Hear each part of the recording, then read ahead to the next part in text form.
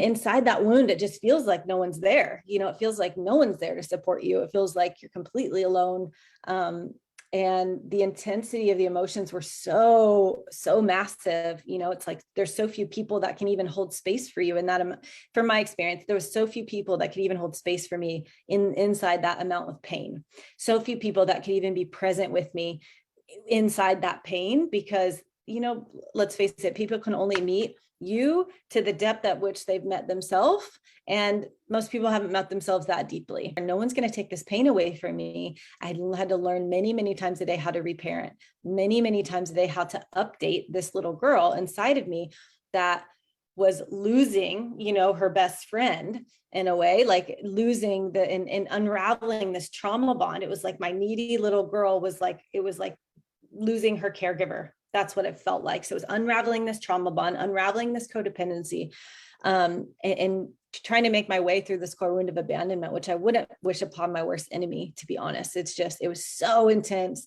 And when I got out of like the trenches of that, the suffering of that, the trenches of where I started to be able to like come up for air again, it became really clear for me. I was just like, life didn't hand me this for no reason. Like life gave me this experience to learn how to like truly empower myself and hold myself at the deepest level. And now that I can do that for myself, I can do this for other people. And that became really clear that this was mine to do, because inside that I was like, well, I didn't see anyone. I had one girlfriend and one guy friend that were my anchors during that time, but everyone else that said they were going to be there and what said they were going to support me, it was like radio silence. And so it was just clear for me that like, wow, like this feels like it's really mine to do, because I know the intensity of it and I'll never forget it in my bones. And I know that inside of that intensity, that there's a way through, and it has to be through. You can't dissociate, you can't check out, you can't ignore it.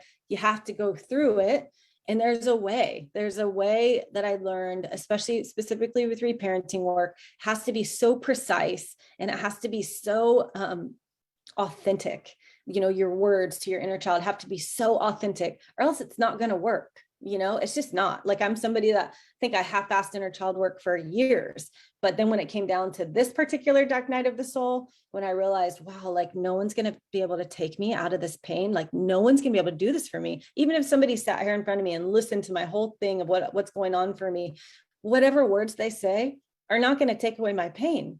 And that hit me like a ton of bricks one day, where I was like, okay, so actually I need to be the one giving myself those words and that care and that attention that I was seeking outside myself.